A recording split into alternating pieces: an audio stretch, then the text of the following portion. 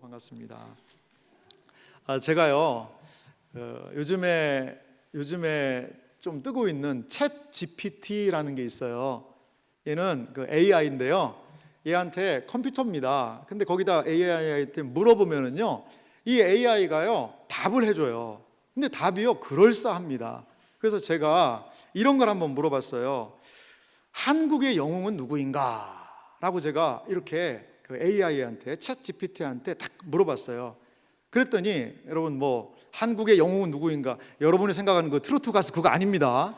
벌써 몇 분이 트로트 가수를 생각하면서 아마 걔 이름 나왔을 거야 하는데 그거 안 나왔습니다. 그분 이름은 안 나왔어요. 제가 한국의 영웅은 누구인가? 라고 챗 GPT한테 물어봤더니요, 예상한 대로 이런 게 나왔어요. 이수신 장군, 유관순, 안중근 의사, 김구 선생, 이런 분들이 이렇게 우리나라의 영웅이라고 딱 나와 있더라고요. 그래서 제가 좀 궁금해가지고 그러면 오늘날의 영웅은 누군가? 라고 챗 GPT한테 다시 한번 물어봤어요. 그랬더니 챗 GPT가 누구를 얘기했을까요? 손흥민 선수를 얘기하더라고요. 손흥민. 우리 대한민국의 지금 영웅은요 손흥민이라고 챗 GPT가 친절하게 알려주더라고요.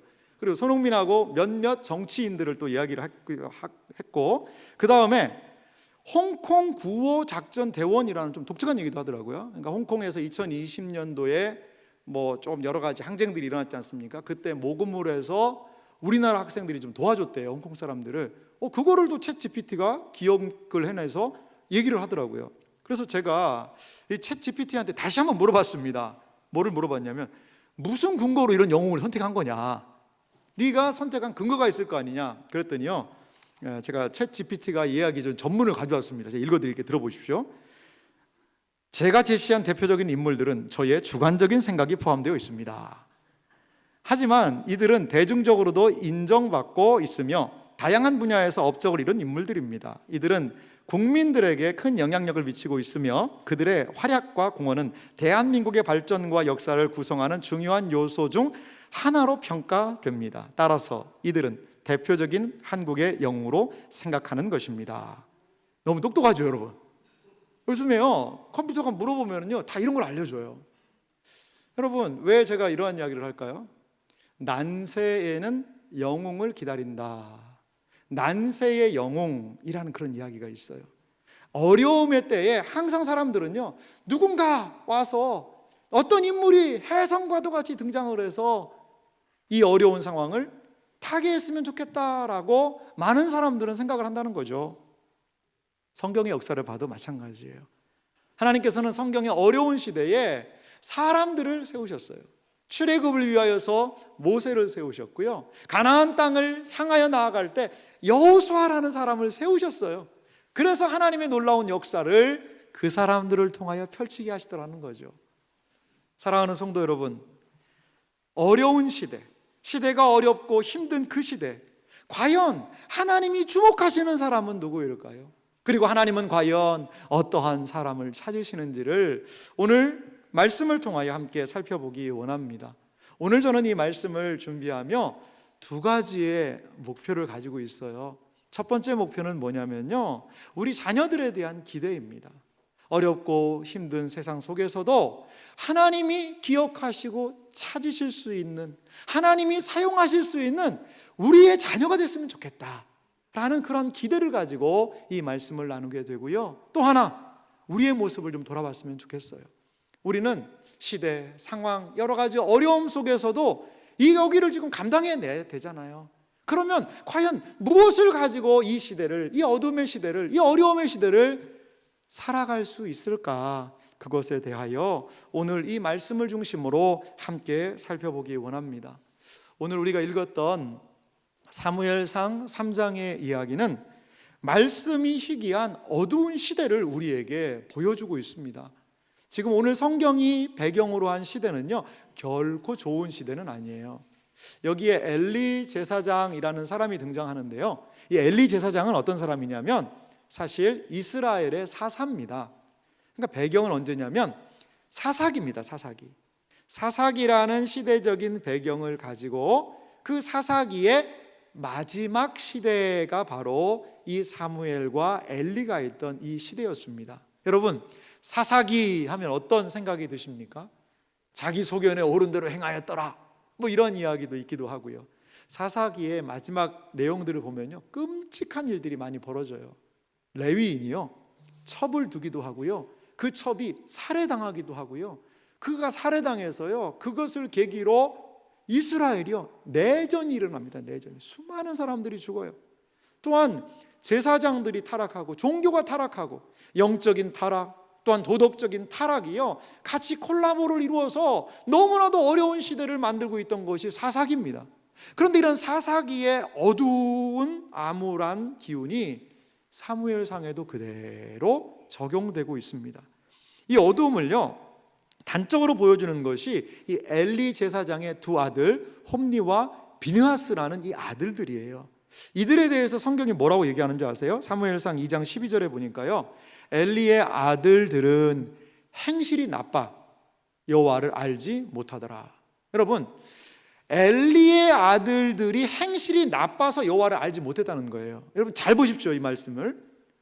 알지 못했다라는 것은 사실 어떻게와 더 어울리냐면, 엘리의 아들들은 머리가 나빠 여호와를 알지 못하더라, 이렇게 해야지 사실 문맥은 더 맞는 거예요. 그런데 아는 것과 행하는 것을 이스라엘 사람들은 같이 봅니다. 그러니까 행실은요, 그들이 아는 대로 행동하는 거거든요. 행실을 보면 하나님을 아는 사람인지 모르는 사람인지를 알 수 있다는 거죠. 그 사람의 행동을 보면 믿는 사람인지 하나님을 두려워하는 사람인지를 알 수 있다는 거예요. 행실이 나쁜 걸 보니까 엘리의 아들들은요, 하나님 모르는 거예요. 하나님 모르는 거예요. 이들에 대하여서 이들의 모습은요, 보면 하나님께 드릴 고기를요, 자기들이 먼저 가로채가지고 먹어요. 제사장들은 고기를 삶아서 뭘 소쿠리에서 이렇게 먹었나 봐요.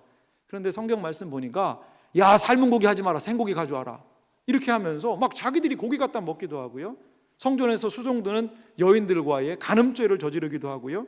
그러니까 가장 거룩하고 가장 복되어야 되는 그 예배의 현장에 완전히 인간의 탐욕, 인간의 욕구, 욕망을 표출하는 장소가 되어버리고 말았다는 거죠. 이들의 태도는 매우 불량합니다. 그래서 성경은 이 엘리 제사장의 아들들에 대해서 이렇게 얘기해요. 사무엘상 2장 17절 말씀인데요, 같이 읽어볼까요? 이 소년들의 죄가 여호와 앞에 심히 크면 그들이 여호와의 제사를 멸시함이었더라. 아멘. 이 소년들의 죄가, 홈니와 비니하스, 엘리의 제사장들의 아들들의 죄가 큰 것은 여호와의 제사까지도 멸시했다라는 겁니다. 이게 바로 그 시대의 분위기였습니다. 제사장들, 가장 하나님을 섬기는 곳에서 이런 일이 벌어졌으니 일반 백성들은 어땠을까요? 일반 백성들은 말할 것도 없이 그렇게 어두움 가운데 놓여 있는 시대가 그 시대였습니다. 여호와의 말씀이 희귀한 시대, 여호와의 말씀을 들을 수 없는 시대, 바로 그 시대였다는 거죠. 그래서요, 여러분, 이 시대의 가장 어려움은 제가 생각해 볼 때는 이런 경제적인 어려움, 외부의 핍박으로 인한, 나라의 공격으로 인한 안보의 어려움, 가난하고 힘든 그것보다도 가장 이 사무엘 시대의 어려움을 대표적으로 보여주고 있는 단어가 있는데요, 사무엘상 3장 1절입니다. 제가 읽어보겠습니다. 이 사무엘이 엘리 앞에서 여호와를 섬길 때에는 여호와의 말씀이 희귀하여 이상이 흔히 보이지 않았더라. 이 시대의 가장 큰 어려움은 무엇입니까? 이 시대의 성전에서 제사 드리면서 그러한 만행을 저지르는 것은 무엇일까요? 여호와의 말씀이 희귀하고요, 이상이, 하나님의 선명한 뜻이요, 보이지 않는 거예요. 보이지 않는 거예요. 아무리 시대에 어려움이 많다 하더라도요, 하나님의 말씀이 들리면요, 감당할 수 있습니다. 하나님 말씀 들리면 여러 가지로 감당할 수 있는 거예요. 그런데 하나님의 말씀이 어떻게 해요? 희귀합니다. 주님의 뜻은요, 보이지가 않습니다. 이것이 바로 영적인 어두움의 실체라는 거예요. 사랑하는 성도 여러분, 하나님의 말씀에 은혜 받으신 적이 언제세요? 하나님의 말씀이 내 귀에 들리고 그것이 내 마음에 감동으로 남고 그것을 붙들고 기도하며 하나님께 찬양하며 경배하며 한 주를 은혜 가운데 살 수 있는 그 분투하는 힘, 이런 것들을 경험하신 적이 언제시냐는 거예요. 사랑하는 성도 여러분, 우리 신자들은 말씀하시는 하나님의 그 음성을 듣고 그때의 영적인 어두움들을 이겨낼 수 있다는 것을 여러분 기억하시기 바랍니다. 아모스 8장 11절에 매우 의미심장한 이런 이야기를 해요. 주 여호와의 말씀이니라. 보라, 날이 이를지라. 내가 기근을 땅에 보내리니 양식이 없어 주림이 아니며 물이 없어 가람이 아니요 여호와의 말씀을 듣지 못한 기갈이라. 진정한 기갈은 무엇입니까? 진정한 어려움은 무엇입니까? 양식 문제가 아니라는 거예요. 물이 없어 가람이 아니라는 거예요. 그 기근의 실체는 무엇입니까? 여호와의 말씀을 듣지 못한 기갈. 그것이 바로 이 사무엘 시대에, 이 엘리의 시대에, 이 사사기의 끝자락에 이스라엘 백성들에게 짙게 내리워졌던 어둠이자 문제의 실체라는 것입니다. 그렇다면 과연 하나님께서는 이 어두운 시대에, 이 기갈의 시대에 어떻게 역사하실까요? 어떻게 과연 하나님의 뜻을 그 시대에 펼치실까요? 말씀이 희귀하고요, 이상이 흔히 보이지 않는 어두운 시대에 하나님의 행동을 보니까요, 한 사람을 찾아오시는 것을 볼 수가 있습니다. 어두운 시대에 하나님의 밝은 등불은 어떻게 드러나느냐? 한 사람을 찾아오심으로 시작되는 것을 볼 수 있어요. 그 사람이 누구입니까? 오늘 성경을 보니까 어린 사무엘이다, 이렇게 얘기를 해요. 하나님은 그 시대에 이 어린 사무엘에게 찾아오세요. 오늘 열왕기상 3장을 보니까요, 성경이요, 두 사람을 비교하고 있는 것을 볼 수가 있어요. 사무엘상 3장 2절 말씀 보실래요? 엘리의 눈이 점점 어두워 가서 잘 보지 못하는 그때에 그가 자기 처소에 누웠고, 먼저 엘리를 이야기합니다. 근데 엘리를 어떻게 소개하죠? 눈이 점점 어두워졌다는 거죠. 엘리는 나이가 많았거든요. 그냥 노안이 온 것 같아요. 그런데 그 사람이 잘 보지 못하는 그때에 그가 자기 어디에 누웠어요? 처소. 뭐 자기 집에 가서 잤다는 거죠. 뭐 그럴 수 있죠. 아니 그럼 집에 가서 자지 어디 잡니까? 길거리에서 잘 수는 없잖아요. 그런데 이 말씀이, 2절 말씀이요, 3절하고 좀 비교가 돼요. 자, 사무엘상 3장 3절은 같이 읽어볼까요? 함께 읽어보겠습니다. 하나님의 등불은 아직 꺼지지 아니하였으며 사무엘은 하나님의 궤에 있는 여호와의 전 안에 누웠더니. 아멘. 여기 보면요, 엘리는 눈도 어두웠지만 자기 처소에서 잠을 잡니다. 그런데 사무엘은요, 하나님의 궤가 있는 여호와의 전 안에 누워 있는 거죠. 자기 집에 가 있는 엘리 제사장, 그리고 여호와의 전에 누워 있는 이 사무엘, 이 둘을 비교하고 있는 겁니다. 다시 한번 3절 말씀을 좀 보여주면요, 여기에 근데 매우 독특한 단어가 하나 있어요. 그건 뭐냐면 등불입니다. 이 등불을요, 그냥 등불은 아직 꺼지지 아니하였으며 그 전을 밝히는 빛이 있어야 될 거 아니에요. 무슨 어떤 등잔대의 등불이겠죠. 그런데 그냥 등불은 꺼지지 않았으면 이렇게 해도 돼요. 그런데 등불 앞에 한 단어가 있죠. 어떤 단어입니까? 하나님의 등불이라고 이야기를 해요. 이건 무슨 의미가 있을까요? 엘리는 눈이 어두워요. 잘 못 봐요. 이것은요, 엘리의 영적인 어두움을 얘기합니다. 이스라엘 공동체의 영적인 어두움을 상징적으로 보여줄 수 있어요. 그런데 여전히 엘리의 눈이 어두워졌지만 하나님의 등불은요, 밝히 빛나고 있는, 불타고 있는 거예요. 근데 이 등불이 누구한테 갈 것 같아요? 바로 3절에 있는 사무엘에게 가는 거죠. 그 성전에서 그 여호와의 꺼지지 않고 타오르는 등불 아래에서 누워있는 그 아이 사무엘, 그에게 하나님은 한 시대를 밝히는 놀라운 일을 행하시겠구나, 이런 것을 뭐라고 부르냐? 복선이라고 얘기합니다. 복선이라고. 그렇습니다. 하나님께서는요, 어두운 시대지만 하나님의 등불을 비추시는 분임을 여러분 믿으시기 바랍니다. 그래서 하나님이 찾아오시는 거예요. 하나님이요, 사무엘에게 찾아오시거든요. 근데요, 사무엘이 하나님이 부르시는 걸 잘 몰랐던 것 같아요. 그러니까 사무엘이 하나님의 음성을 듣고는요 벌떡 일어나가지고 엘리 제사장한테 가는 거예요. 저 부르셨어요? 그랬더니 안 불렀다. 가서 자라. 또 좀 있으니까 벌떡 일어나가지고 저 부르셨어요? 그러니까 안 불렀다. 가서 자라. 그런데요 이렇게 몇 번 하는 줄 아세요? 3번 하세요. 3번. 자, 사무엘상 3장 8절 보실래요? 여호와께서 3번째 사무엘을 부르시는지라 그가 일어나 엘리에게로 가서 이르되 당신이 나를 부르셨기로 내가 여기 있나이다 하니 엘리가 여호와께서 이 아이를 부르신 줄을 깨닫고 엘리가요 여호와께서 이 아이를 부르셨구나 그것을 3번째 올 때 깨닫게 되었다는 거죠. 이것을 통해서 알 수 있는 게 있어요. 엘리도 한때는 뭐다? 하나님의 음성을 들었다는 거예요. 근데 지금은요 못 듣는 거예요. 못 듣는 거예요. 한 민족의 지도자입니다. 제사장입니다. 한 시대를 책임져야 되는 사람인데 하나님이 이 엘리에게 말씀하지 않으세요. 그리고 지금 어린 사무엘이라고 그랬거든요. 그 어린 사무엘 전에서 그 여호와 앞에서 자고 있는 그 아이를 하나님이 부르셨다는 거예요.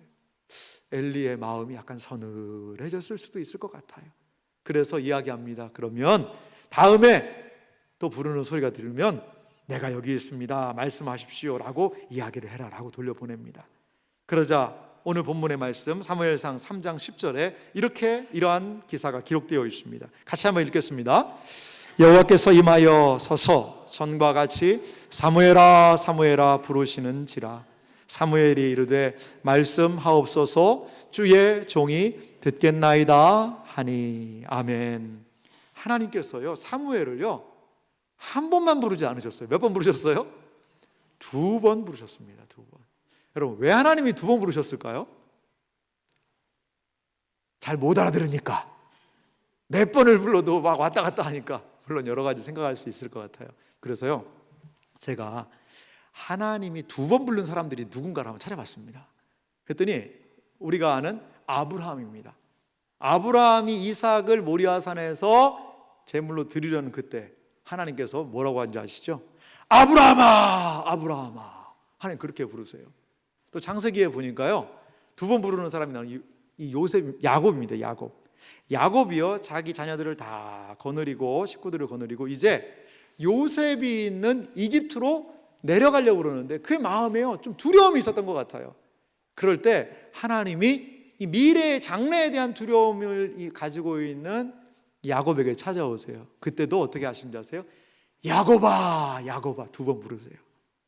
그리고 출애굽기에 가보니까요 가시떨기에 80세 먹은 노령의 이 모세 가시떨기 가시덤불에 불이 붙은 것을 보는 그 장면을 간 그때에 하나님이 모세를 부르면서 모세야 모세야라고 2번씩 부르신 것을 볼 수 있어요. 왜 여러분 2번씩 부르셨을까요? 그것은 아마도 어두운 시대라도요 하나님은 여전히 찾아오시고 또 하나님은 어두운 시대라도 참된 백성을 찾고 계시는 거죠. 그리고 간절하고도 긴박하신 하나님의 마음을 지금 표현하고 있는 것이죠. 하나님은 간절하게 그 시대를 향한 하나님의 뜻을 증거하기를 원하시는 그 마음, 하나님의 애타는 그 마음이 그 이름을 2번 부르는 그 모습으로 우리에게 기록된 것은 아닐까요? 사랑하는 성도 여러분, 그렇습니다. 우리 하나님은요 우리를 애타게 찾고 계시는 분이세요. 애타게요. 오늘 성경에 또 저는 참 독특한 단어가요 사무엘상 3장 10절에 보니까요 이 단어가 있어요. 다시 10절을 좀 보면은요 여호와께서 임하여 어떻게 하고 계시죠? 서서라는 단어가 너무 놀라운 단어예요. 서서. 그냥 하나님께서 말씀하셨습니다 사무엘아 사무엘아 이렇게 해도 돼요.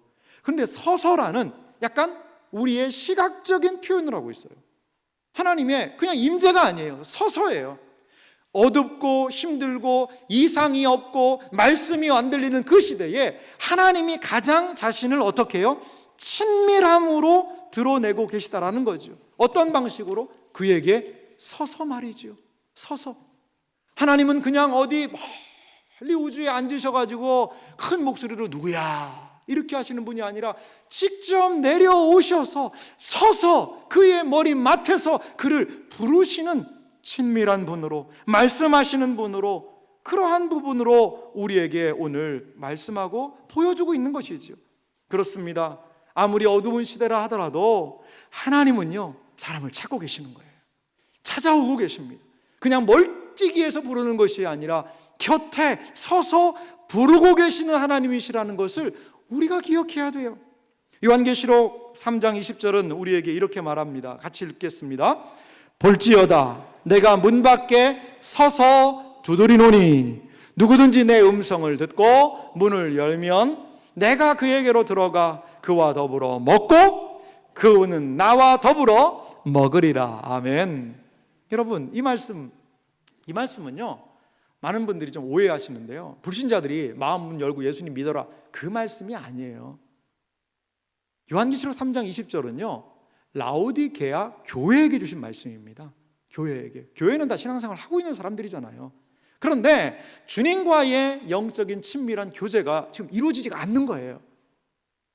이들은 영적인 잠을 자고 있는 겁니다. 영적인 어두움에 놓여 있는 거예요. 그러니까 우리 주님이 하시는 행동은 무엇입니까? 볼지어다 내가 문 밖에 서서 두드리신다는 거예요. 두드리신다는 거예요. 영적인 잠을 깨우라고, 영적인 어두움에서 일어나라고 우리 주님이 친히 찾아가셔서 두드리고 계시고 그들을 깨우고 계시는 거죠. 사랑하는 성도 여러분, 하나님의 은혜에서 많이 멀어져 계시지 않습니까? 우리 주님의 두드리는 그 음성을 우리는 들어야 해요. 우리의 마음의 문을 열고 그분을 모시고 그분과의 친밀한 교제로 나아가야 한다는 것이죠. 아무리 시대가 어렵고 혼택하다 하더라도요, 주를 찾는 자들에게 주님은 찾아오십니다. 그리고 말씀하세요. 역사하세요. 우리 곁에 서서 여전히 우리와 함께 하시는 이 하나님을 발견할 수 있는 우리의 생애와 삶이 되기를 주님의 이름으로 간절히 소망합니다. 어두운 시대에 하나님은 등불을 밝게 보여주십니다. 한 사람을 찾아오심으로 하나님의 등불을 보여주셨다면 또한 하나님은요, 찾아오셔서 뭐 하시는 거죠? 말씀하세요. 말씀하시는 것을 통하여서 하나님은 그 어두운 시대를 밝히고 계시는 것을 볼 수 있습니다. 사무엘에게 찾아오신 주님이 하신 말씀이 있습니다. 어떤 말씀이냐면요, 너무나도 놀라운 이야기를 하세요. 그것은 엘리의 집에 대한 이야기입니다. 사무엘상 3장 12절 말씀 보니까요, 내가 엘리의 집에 대하여 말한 것을 처음부터 끝까지 그날에 그에게 다 이루리라. 자, 처음부터 끝까지 그 집에 말한 것을 다 이루겠다. 하나님의 강한 의지가 드러납니다.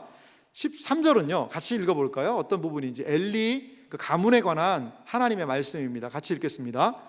내가 그의 집을 영원토록 심판하겠다고 그에게 말한 것은 그가 아는 죄악 때문이니 이는 그가 자기의 아들들이 저주를 자청하되 금하지 아니하였음이니라. 아멘. 여러분, 지금 이 엘리의 집이 심판받는 이유는 뭡니까? 그가 아는 죄악 때문이라는 거예요.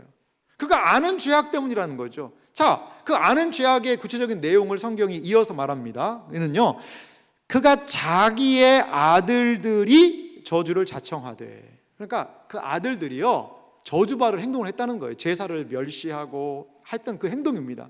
근데 그것을요 금하지 않았다는 거죠. 물론 엘리도요 말리기도 했어요. 아들들아, 그러면 안 된다 얘기는 했는데요, 말을 듣지를 않는 거예요. 말을 하는 것은요 들어야 되잖아요. 어디서 많이 듣던 얘기 같네요. 말을 하면요 좀 들어야 될 거 아니겠어요? 어디서 많이 듣던 얘기 같아요. 이게 어느 집에서 들리는 소리 같은데, 말을 하면 좀 들어라. 이게 안 듣는 거예요. 안 듣는 거예요. 엘리의 누가요? 자녀들이 말이죠. 그래서 지금 이 저주가 오게 된 겁니다. 이거 부모 탓입니다. 엘리 탓이에요.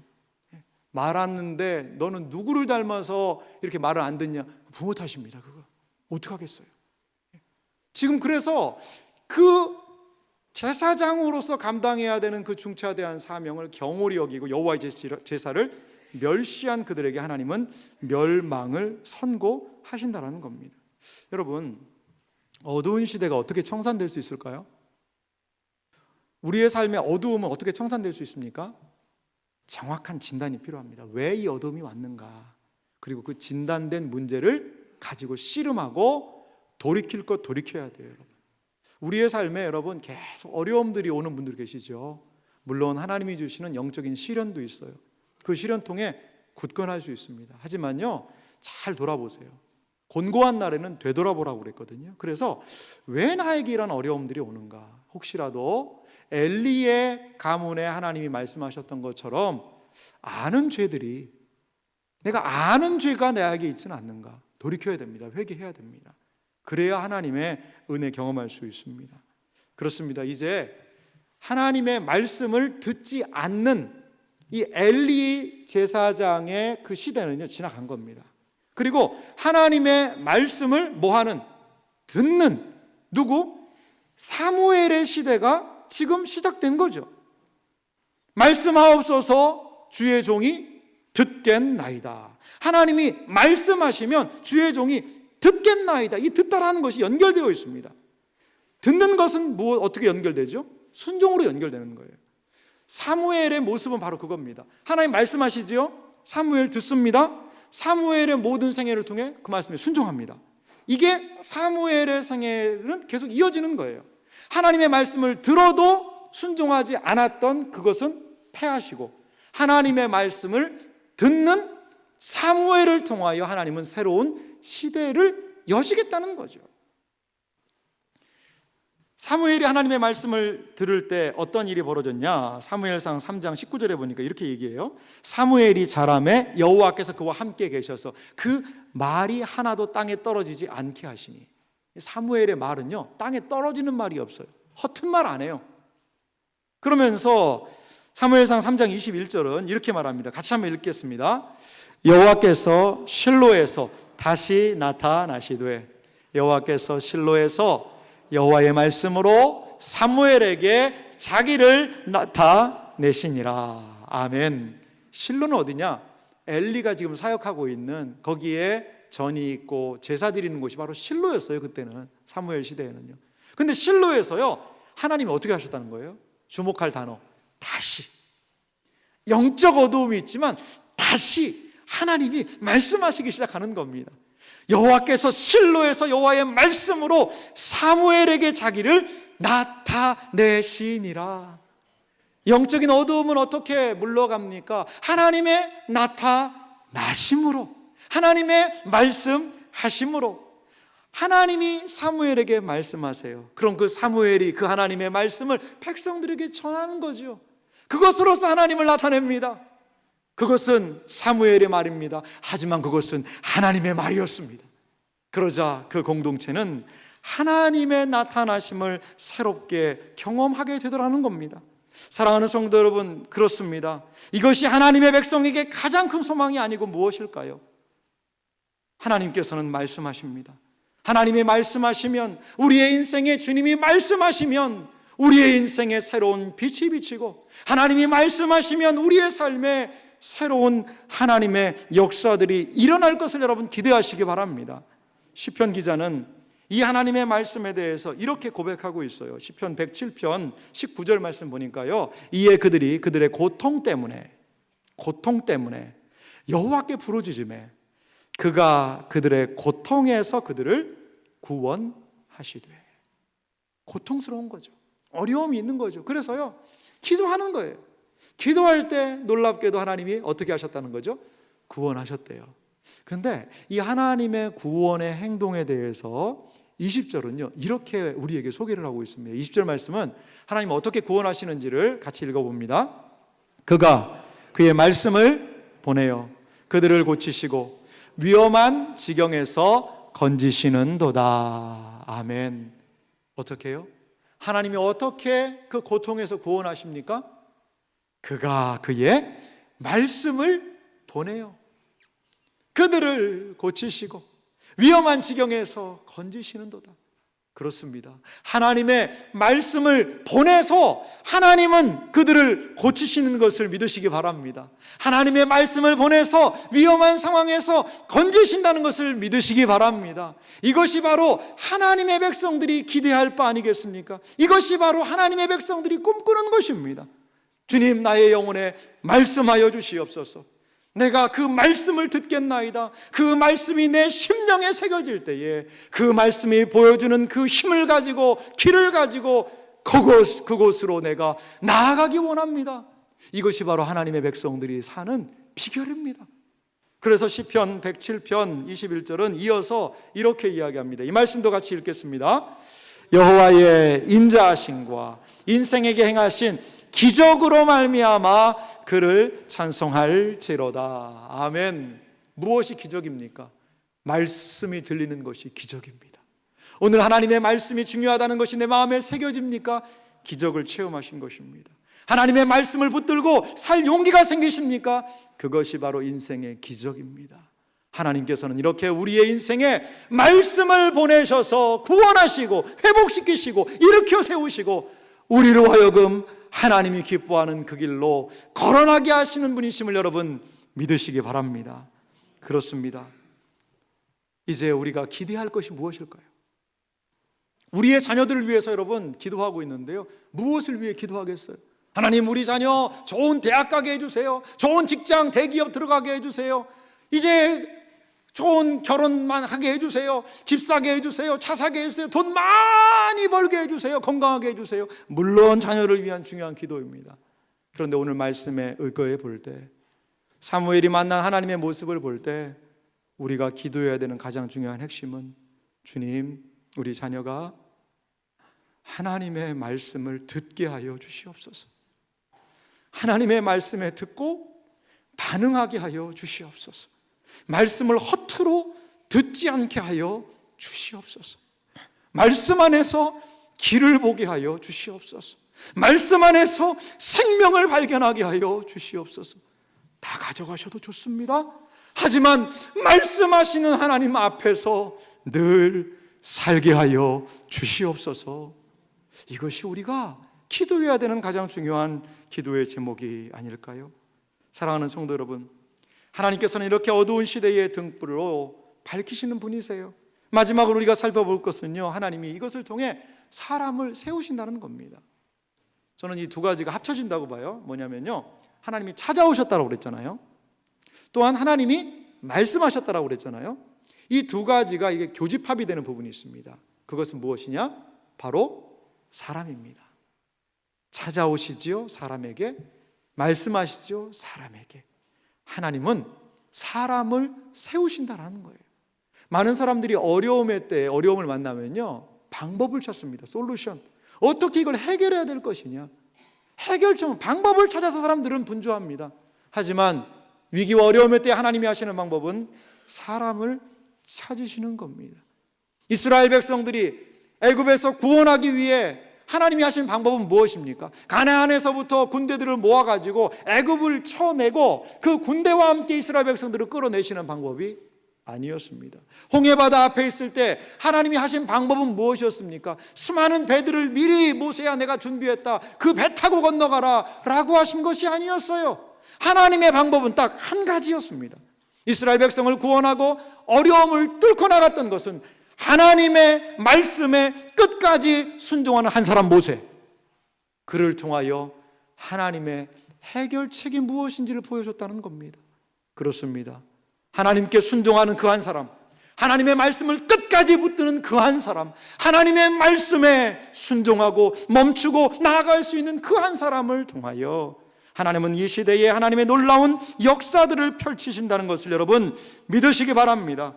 모세가 그래서 이렇게 출애굽기 14장 13절에 이러한 말을 남겼습니다. 모세가 백성에게 이르되 너희는 두려워하지 말고 가만히 서서 여호와께서 오늘 너희를 위하여 행하시는 구원을 보라. 너희가 오늘 본 애굽 사람을 영원히 다시 보지 아니하리라. 여호와께서 오늘 너희를 위하여 행하시는 구원을 보라. 누구를 통하여? 하나님의 말씀에 순종하고 반응하는 그 사람을 통하여, 그 자녀들을 통하여 우리의 다음 세대 자녀들이 이 하나님의 말씀에 순종하며 나아갈 수 있다면, 그 말씀 듣고 거기에서 생명길을 발견하고 하나님의 능력을 경험할 수 있다면 우리 교회 안심할 수 있습니다. 안심할 수 있어요. 사랑하는 성도 여러분, 하나님의 이 말씀이 우리 안에 새겨지기를 바랍니다.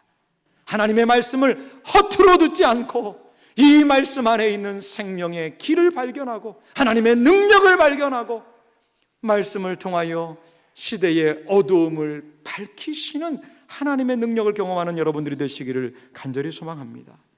사랑하는 성도 여러분, 시대가 어두워도요 역사하시는 하나님이 분명히 계세요. 시대가 아무리 어둡고 힘들어도 하나님의 등불은요 결코 꺼지지 않습니다. 어두운 밤에 작은 불빛이 더욱 선명하게 드러나듯이요 하나님의 백성은 어두운 시대에도요 우리는 하나님을 발견하고 찾아야 합니다. 그런데요 하나님을 찾다 보면 알게 되는 진리가 있어요. 그것이 무엇이냐? 하나님이 먼저 내 앞에 서 계셨구나. 그것을 하나님을 찾는 사람들은 경험하게 될 줄 믿습니다. 시대가 아무리 어렵고 상황이 힘들다 하더라도 분명하고 선명하게 말씀하시는 그 하나님을 붙들고 살아가는 복된 은혜가 있으시기를 주님의 이름으로 축원합니다. 우리 이 시간 같이 기도합시다.